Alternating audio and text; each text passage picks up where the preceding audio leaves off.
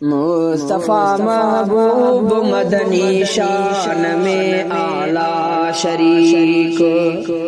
मुस्तफा महबूब मदनी शान में आला शरीक। पढ़ भले कुरान तू कुरान में आला शरीक। पढ़ भले कुरान तू कुरान में आला शरीक। मुस्तफा महबूब मदनी शान में आला शरीक। मुस्तफा महबूब मदनी शान में आला शरीक। चंद्र खे चीरे दिखारियो हिक इशारे सां हबीब। चंद्र खे चीरे दिखारियो हिक इशारे सां हबीब। अहेड़े आला मोजज़े ऐलान में आला शरीक। अहेड़े आला मोजज़े ऐलान में आला शरीक। पढ़ो भले कुरान तू कुरान में आला शरीक। मुस्तफा महबूब मदनी शान में आला शरीक। मुस्तफा महबूब मदनी शान में आला शरीक। पढ़ो भले कुरान तू कुरान में आला शरीक। मुस्तफा महबूब मदनी शान में आला शरीक। मर्तबो आहे फरिश्तन खां मुहम्मद जो मथे। मर्तबो आहे फरिश्तन खां मुहम्मद जो मथे। शान बशरी इन सपर इंसान में आला शरीक। शान बशरी इन सपर इंसान में आला शरीक। पढ़ो भले कुरान तू कुरान में आला शरीक। मुस्तफा महबूब मदनी शान में आला शरीक। मुस्तफा महबूब मदनी शान में आला शरीक।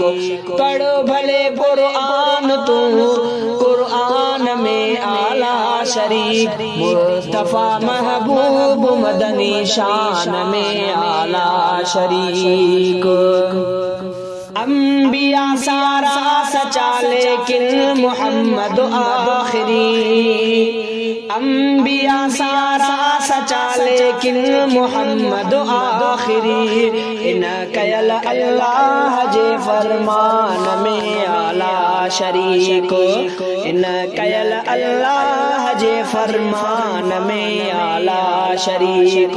पढ़ो भले कुरान तू कुरान में आला शरीक। मुस्तफा महबूब मदनी शान में आला शरीक।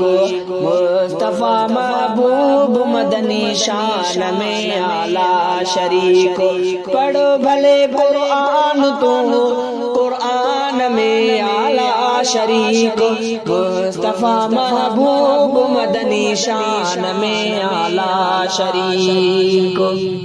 मक्के खां बैतुल मुक़द्दस पो मथे वियो अर्श ते। मक्के खां बैतुल मुक़द्दस पो मथे वियो अर्श ते। मेज़बानी कंहिं कई मेहमान में आला शरीक। मेज़बानी कंहिं कई मेहमान में आला शरीक। पढ़ो भले कुरान तू कुरान में आला शरीक।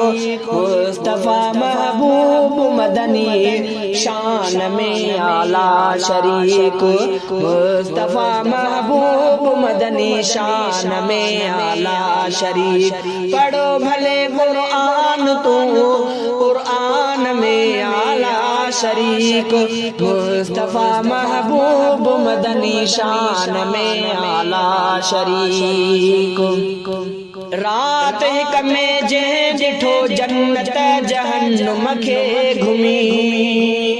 रात हिक में जंहिं ॾिठो जन्नत जहन्नुम खे घुमी इन तरह मेराज जे उनवान में आला शरीक इन तरह मेराज जे उनवान में आला शरीक पढ़ो भले कुरान तू कुरान में आला शरीक मुस्तफा महबूब मदनी शान में आला शरीक मुस्तफा महबूब मदनी शान में आला शरीक पढ़ो भले कुरान तू कुरान में आला शरीक मुस्तफा महबूब मदनी शान में आला शरीक पंहिंजी उम्मत जी कंदो पारत नबी में हशर पंहिंजी उम्मत जी